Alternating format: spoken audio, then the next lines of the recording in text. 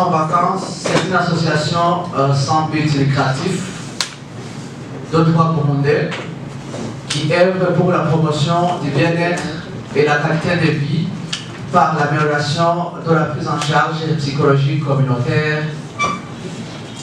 Il a été créé en 2019 par des jeunes psychologues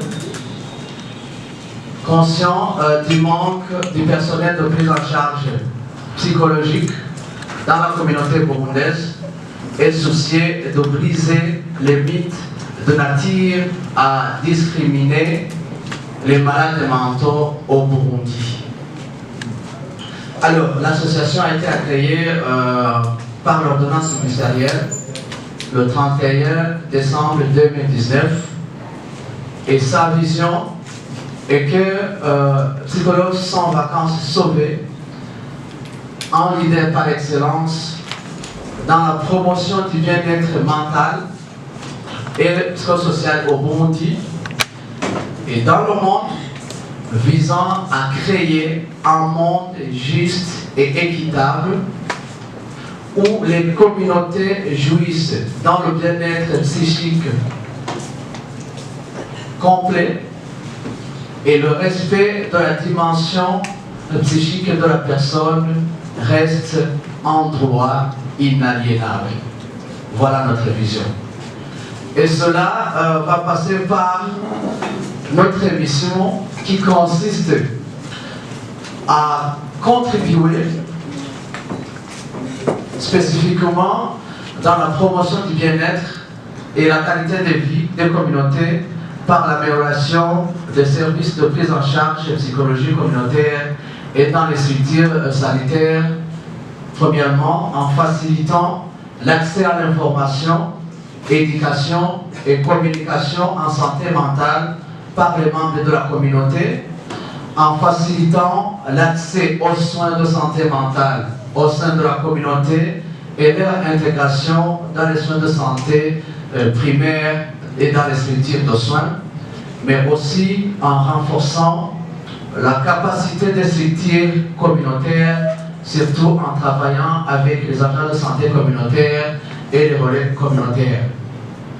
Et tout cela se réalise via une approche un peu spéciale parce que l'association propose une démarche d'adaptation et d'aller vers les communautés afin de faciliter la création des liens thérapeutiques.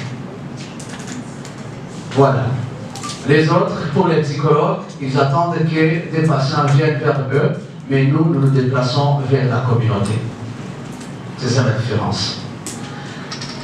Alors, si aujourd'hui nous célébrons cette journée mondiale des troubles bipolaires, d'abord c'est pour lutter contre la stigmatisation et changer le regard que l'on peut avoir des troubles bipolaires au Burundi. Deuxièmement, nous célébrons cette journée des troubles bipolaires pour plaider, comme Claudel l'a dit, pour plaider pour l'accès aux soins et réduire les délais entre les premières manifestations des signes et la mise en place du traitement. Mais aussi, nous avons invité dans cette conférence de presse pour informer en large public sur la maladie et faire reculer la méconnaissance de cette maladie. Alors, voilà les trois raisons de la célébration de cette journée aujourd'hui. Mais vous allez peut-être poser la question de savoir qu'est-ce que les troubles bipolaires. Alors, les troubles bipolaires ont longuement connu sous le nom de troubles maniaco-dépressifs. Cette pathologie reste cependant très méconnue et souvent tabou. Tabou parce que beaucoup de personnes atteintes de cette maladie n'osent pas avouer à leurs proches que leurs émotions sont démesurées, qu'elles passent alternativement d'un état d'excitation anormale, donc des épisodes euphoriques, mais aussi passe à un état léthargique complètement dépressif. Les troubles bipolaires, anciennement appelés maladies maniaco-dépressives ou folie circulaire, sont une maladie mentale sévère et se caractérisent par une alternance exagérée des épisodes dépressifs et maniaques chez l'être humain. Entre ces deux phases, la personne retrouve un état normal. Et cet état normal, c'est là où on a puisé le thème de cette année, vivre avec des troubles bipolaires, cap sur le rétablissement. C'est-à-dire que après les épisodes dépressifs, le malade peut passer en état normal et après se tourner vers un état maniaque. Alors, c'est l'une des pathologies les plus sévères qui conduit à des risques de suicide. On estime que 30% des patients, l'apparition de leur maladie remonte à l'adolescence, entre 15 ans et 24 ans. Effectivement, environ 50 à 60% des adultes atteints de troubles bipolaires indiquent que leurs symptômes ont commencé avant leur âge de 17 ans. Les hommes et les femmes sont atteints de proportions équivalentes. 60% des bipolaires sont concernés par la consommation et l'abus de substances, notamment l'alcool, au cours de leur vie. Les troubles bipolaires plus fréquents en zone urbaine qu'en zone rurale. De nombreux artistes ont été plus atteints de cette affection que la moyenne. Le diagnostic de la maladie bipolaire se fait tardivement. Souvent, le diagnostic se fait entre 8 et 10 ans. Ce qui est très important et ce qui est une particularité pour ce trouble. C'est-à-dire qu'une personne peut être atteinte de cette maladie et diagnostiquer la maladie après 10 ans. Voilà. 44% des adolescents atteints du trouble bipolaire sont à risque de suicide. Ils sont plus susceptibles aux abus de substances. Un suivi étroit sera donc nécessaire. Devant une tentative de suicide chez un jeune, il est impératif de chercher un trouble bipolaire. Alors, les troubles bipolaires se décomposent en deux phases, comme je l'ai dit. Premièrement, il y a la phase d'excitation, qui est caractérisée par l'hyperactivité, le désordre, une grande énergie, l'irritabilité, l'euphorie, la volubilité, la sociabilité excessive, le trouble de l'appétit, la réduction du besoin de sommeil, difficulté de concentration, la mégalomanie avec surestime de soi et idée de grandeur. Ça, c'est la phase d'excitation ou phase maniaque. Lorsqu'il est dans sa phase de dépression, qui peut durer au moins 4 jours de suite, le trouble bipolaire est caractérisé par la grande tristesse, les idées de suicide, le dégoût au plaisir, fatigue ou perte d'énergie, trouble du sommeil, trouble de l'appétit, perte de l'estime de soi, le ralentissement psychomoteur, les difficultés de concentration, souvent avec le sentiment de culpabilité. En général, les troubles bipolaires sont évolutifs et ne se limitent pas à un seul épisode. Peut-être avec les décas que nous avons ici, vous allez pouvoir trouver qu'eux-mêmes ont vécu plus de 10 épisodes de rétablissement et sont actifs dans la vie. Voilà. Alors, quelles sont les causes de la maladie des troubles bipolaires? Les causes des troubles bipolaires ne sont pas complètement connues, mais on sait que le trouble bipolaire est une pathologie multifactorielle, complexe, avec des causes multifactorielles. Des facteurs d'ordre génétique, biologique, psychologique et socio-environnemental sont impliqués.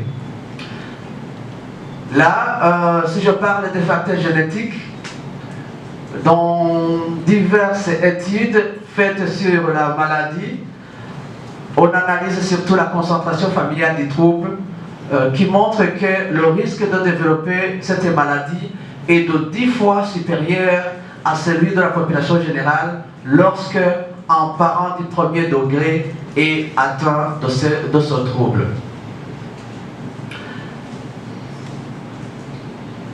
Il y a des facteurs biologiques où les études montrent que des anomalies des médiateurs chimiques au niveau du cerveau des patients de la maladie bipolaire, en dépression surtout, alors que dans la manie, le taux de noradrénaline sont élevés.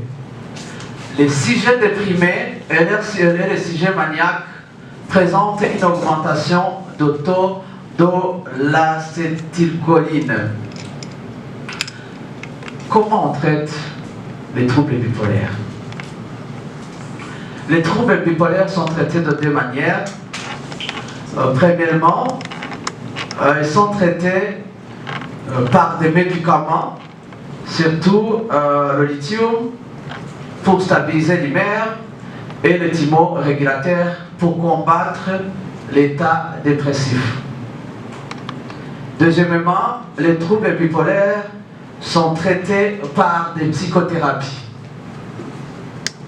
Une psychothérapie de soutien est très utile car elle permet de mieux comprendre la maladie et contribuer à limiter les rechutes et surtout inciter le patient à vivre avec. Le travail thérapeutique se fait alors par des phases, dans les phases stables, entre les périodes de crise, pour que le patient ou le malade puisse comprendre et vivre sa vie correctement, dignement et stable.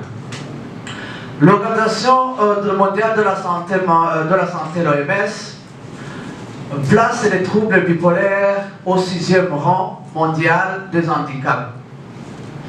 Les malades présentant une espérance de vie réduite de 10 ans en moyenne par rapport à la population générale.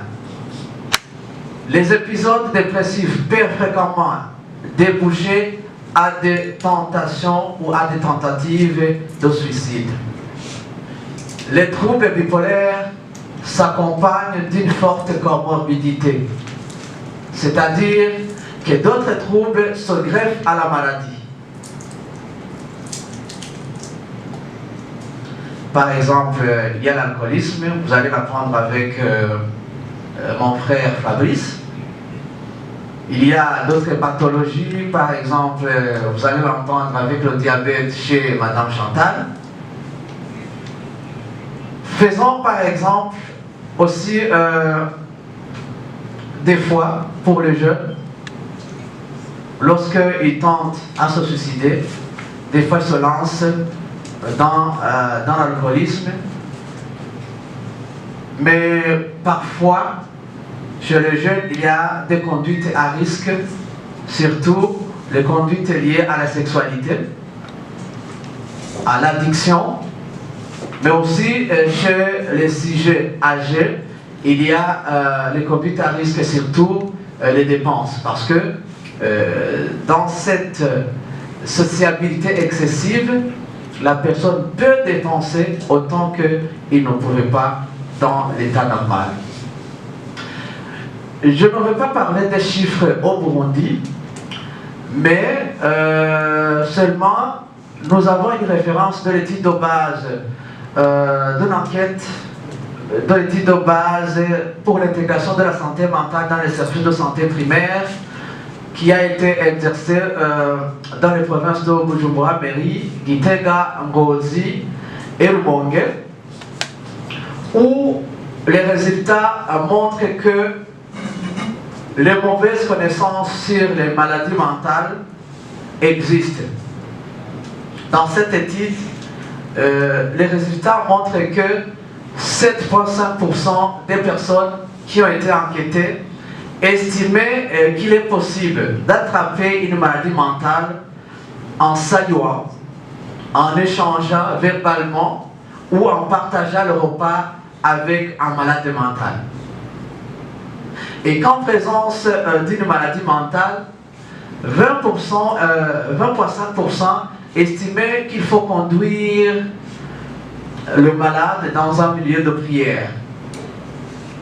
À côté de cela, certaines personnes disaient qu'ils devraient adopter un comportement discriminatoire à l'égard des personnes souffrant d'une maladie mentale. 7,3% pensaient qu'il faut le mettre à l'écart et 4,8% vont le ligoter ou l'enfermer. Alors, dans l'ensemble, vous comprenez que au Burundi, la méconnaissance de ces maladies en général, les troubles mentaux en général et le trouble bipolaire en particulier, c'est craignant. Alors, selon la même étude, 8,9% de la population souffrait des troubles anxieux.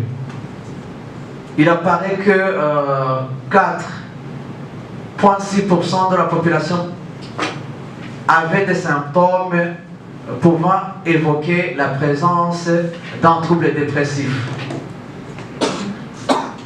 12,3% affirmaient avoir éprouvé des caractéristiques de la manie au cours de la semaine qui précédait l'enquête.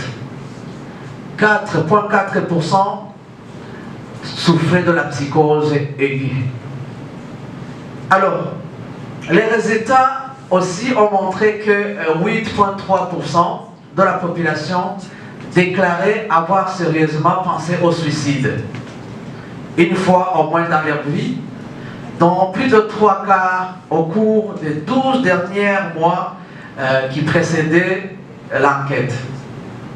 Quant aux tentatives de suicide, 3,7% l'auraient tenté dans les 12 mois qui ont précédé l'enquête.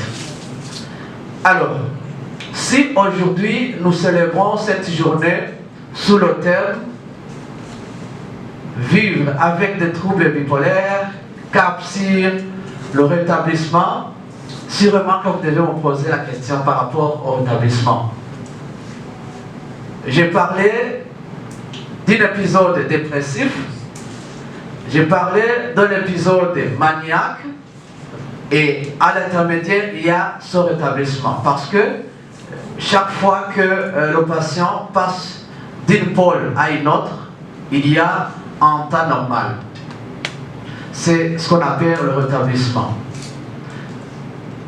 Grâce au progrès majeur de la recherche en psychiatrie associée aux neurosciences, on peut affirmer aujourd'hui que les troubles bipolaires constituent une maladie chronique, ce qui diffère des autres maladies.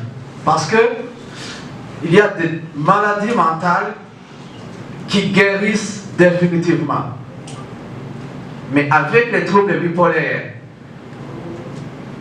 surtout avec des facteurs génétiques, ça devient un peu une maladie chronique dont on comprend de mieux en mieux les causes, les conséquences, les circonstances d'apparition, l'évolution et les thérapies.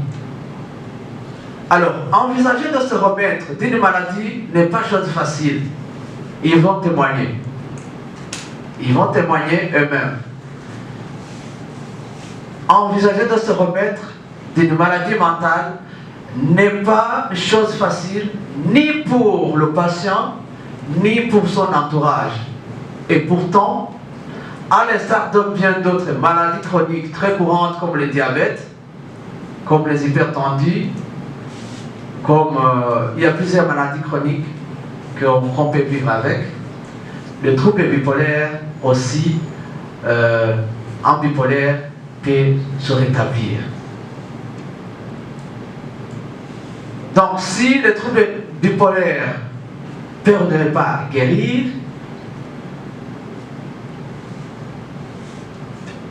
on peut se rétablir et avoir non seulement une vie acceptable, mais une vie agréable au sein de sa famille, au sein de la société. Jusqu'à ce jour, la prise en charge de ces patients était plus axée sur le contrôle des symptômes les plus brillants des phases maniaques que sur les capacités du malade à réfléchir et à gérer sa propre vie. Par exemple, si on s'aperçoit d'un malade, on l'achemine dans ce système de soins et le médecin va se contenter sur les symptômes et après une prise en charge médicale, par exemple, au centre neuropsychiatrique de Kamenge ou dans d'autres institutions qui traitent les maladies mentales, c'est-à-dire dès que les symptômes disparaissent, on va renvoyer le patient, mais il n'y a pas de suivi à domicile pour qu'il puisse se rétablir et continuer la vie courante. Le patient, dans son cas, il va tomber dans les mains d'un environnement malsain qui le discrimine, qui ne l'accueille pas, qui ne l'accompagne pas et par conséquent va tomber dans les rechites.